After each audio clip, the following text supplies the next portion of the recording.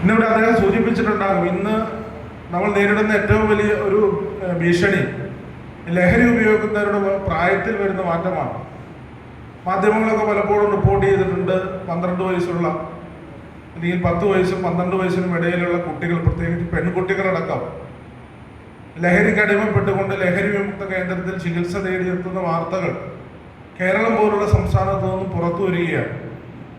ഇപ്പൊ ലഹരി ഉപയോഗിക്കുന്നവരുടെ പ്രായത്തിൽ വരുന്ന മക്കളെയെല്ലാം പ്രത്യേകമായി ഈ അവസരത്തിൽ അഭിനന്ദിച്ചുകൊണ്ട് ഇങ്ങനെ മാതൃകാപരമായ ഒരു ആദരിക്കൽ ചടങ്ങ് സംഘടിപ്പിച്ച ഈ അടിവാട് പ്രദേശത്തെ പാർട്ടിയുടെ ബ്രാഞ്ച് കമ്മിറ്റിയെ പ്രത്യേകമായി ഒരിക്കൽ കൂടി അഭിനന്ദിച്ചുകൊണ്ട് ഇവിടെ കൂടിയ എല്ലാവരുടെയും അനുവാദത്തോടു കൂടി തന്നെ ഈ ജനസഭ നിങ്ങളുടെ എല്ലാം അനുവാദത്തോടു കൂടി ഉദ്ഘാടനം ചെയ്തതായി അറിയിക്കുന്നു. നന്ദി, നമസ്കാരം.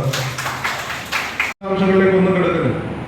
ഇപ്പൊ ലോകത്തും രാജ്യത്തുമുള്ള പൊതുവായ സ്ഥിതി പരിശോധിക്കുമ്പോൾ കേരളം അതിൽ നിന്നും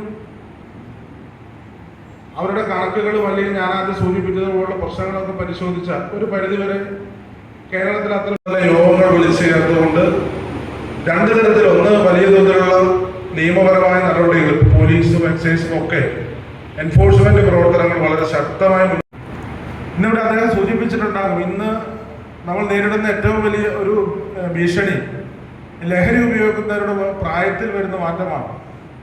മാധ്യമങ്ങളൊക്കെ പലപ്പോഴും റിപ്പോർട്ട് ചെയ്തിട്ടുണ്ട്, 12 വയസ്സുള്ള അല്ലെങ്കിൽ 10 വയസ്സും 12 വയസ്സിനും ഇടയിലുള്ള കുട്ടികൾ, പ്രത്യേകിച്ച് പെൺകുട്ടികളടക്കം ലഹരിക്ക് അടിമപ്പെട്ടുകൊണ്ട് ലഹരി വിമുക്ത കേന്ദ്രത്തിൽ ചികിത്സ തേടിയെത്തുന്ന വാർത്തകൾ കേരളം പോലുള്ള സംസ്ഥാനത്തു നിന്നും പുറത്തു വരികയാണ്.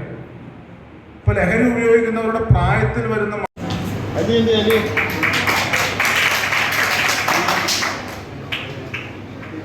സുമയ്യ കെ,